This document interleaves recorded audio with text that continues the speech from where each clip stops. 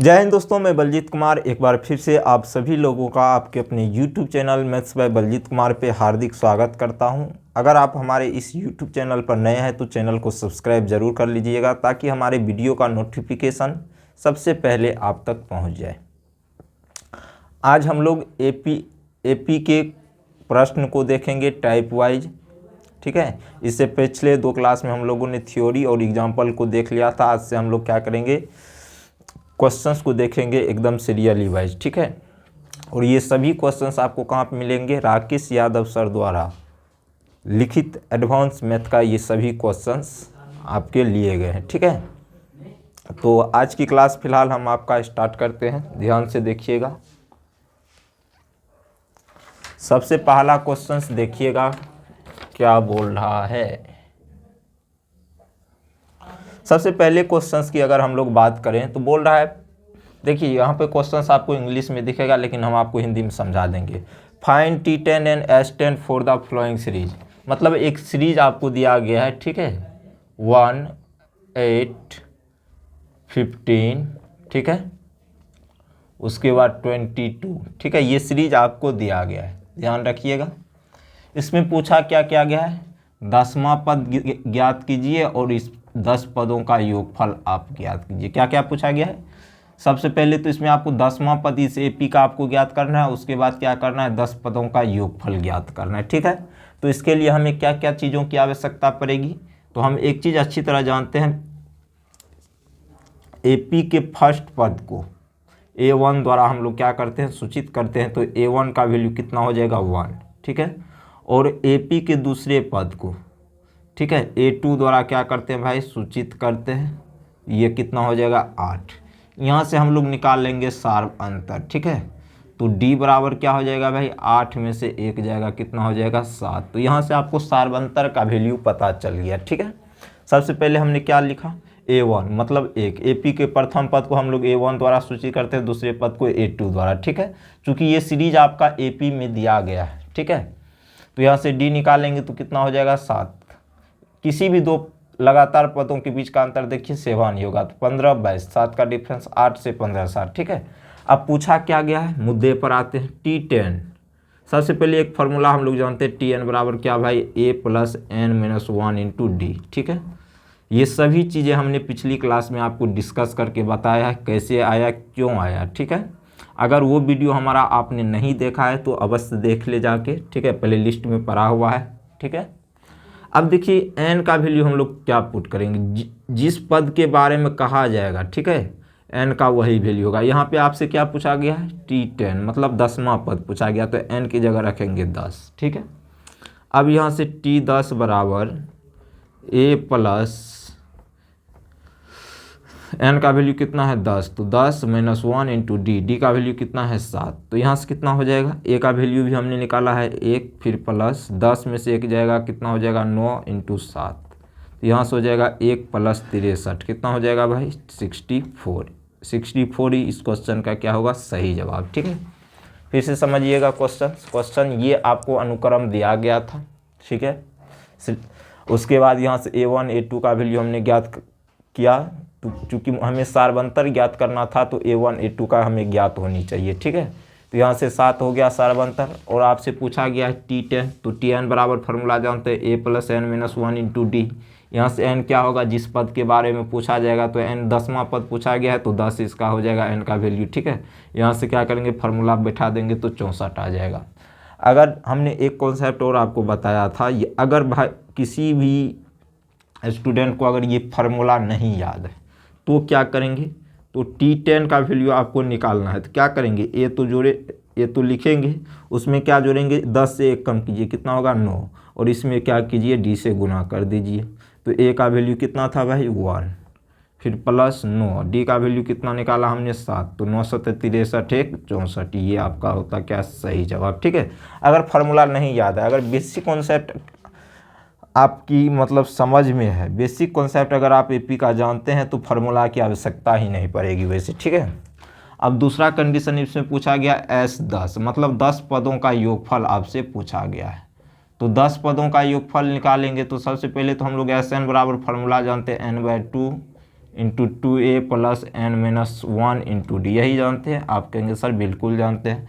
तो 10 पद पूछा गया तो n की जगह 10 हो जाएगा, तो 10/2 इंटू 2, a का वैल्यू कितना है 1, फिर प्लस n की जगह 10 पुट करेंगे -1 टू d कितना है भाई, d का वैल्यू हमने निकाला है 7, तो यहाँ पर रखेंगे 7। अब यहाँ से हो जाएगा 5 इंटू 2 प्लस 9 सत्ते 63, 9 सत्ते 63, तो यहाँ से हो जाएगा 5 गुना कितना भाई 65। तो यहाँ से गुना करेंगे तो 5 6 5 30, 2 32, तो ये कितने हो जाएंगे आपके 325। कितने हो जाएंगे भाई 325। तो मतलब इस एपी के जो 10 पदों का योगफल होगा कितना हो जाएगा 325। क्या होगा भाई 325। ठीक है, तो यही आपका होगा सही जवाब। ठीक है, इसी पे आधारित हम अभी 3-4 क्वेश्चंस को देखेंगे, उसके बाद आपको खुद समझ में आ जाएगी कि ऐसा क्यों होता है। ठीक है, वैसे अभी भी आप समझ ही गए होंगे, मतलब 1-2 क्वेश्चंस अगर प्रैक्टिस हो जाएगी तो और अच्छी बात है। ठीक है, और ये सभी क्वेश्चंस आपके कहाँ से लिए गए हैं, राकेश यादव सर द्वारा जो लिखित एडवांस मैथ है उसी से ये सभी क्वेश्चंस आपको कराए जा रहे हैं। ठीक है, फालतू क्वेश्चंस इसमें एक भी नहीं लिया गया है। ठीक है, अगर बुक आपको अवेलेबल है तो क्वेश्चन मैच करा सकते हैं। दूसरा क्वेश्चन देखिएगा,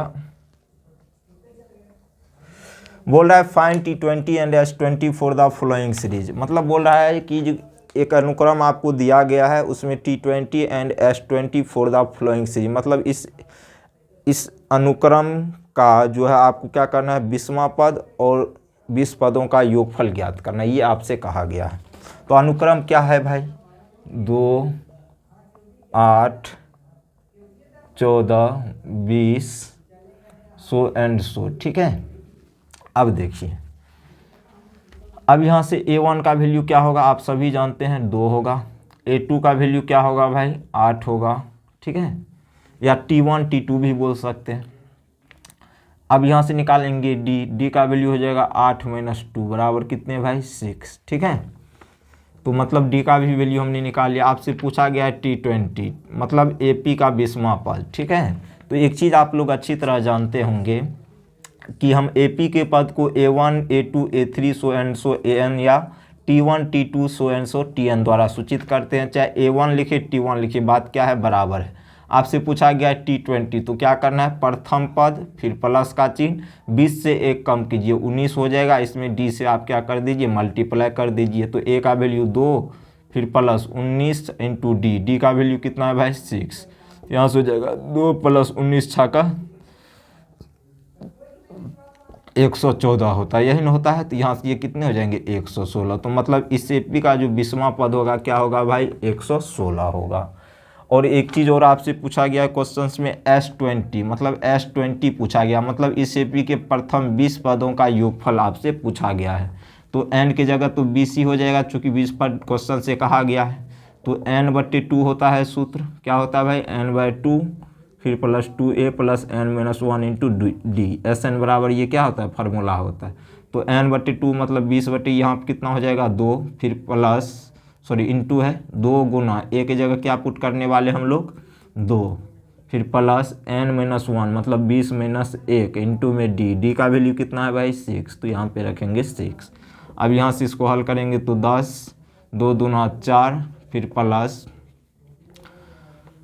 तो यहाँ से ये कितने हो जाएंगे भाई 20 माइनस 1 19 गुना 6 हो जाएंगे, तो 10 19 छक्का 114 4 प्लस 114 यहाँ से हो जाएंगे, तो 10 प्लस 10 नहीं प्लस नहीं होगा गुना 114 प्लस 4 कितने होते हैं आपके 118, इसको गुना करेंगे तो 1180 इज द राइट आंसर।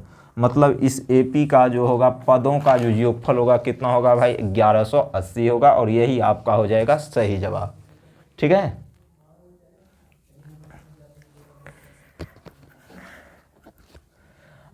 ये रहा क्वेश्चन नंबर 2 का जवाब। ठीक है, ऐसे ही हम लोग धीरे धीरे करके पढ़ेंगे, कहीं भी कोई टेंशन आपको नहीं लेना। अब चलते हैं हम लोग क्वेश्चन नंबर 3 की तरफ। ठीक है, देखिएगा क्वेश्चन नंबर 3 क्या बोल रहा है। अब चलते हैं क्वेश्चन नंबर 3 की तरफ।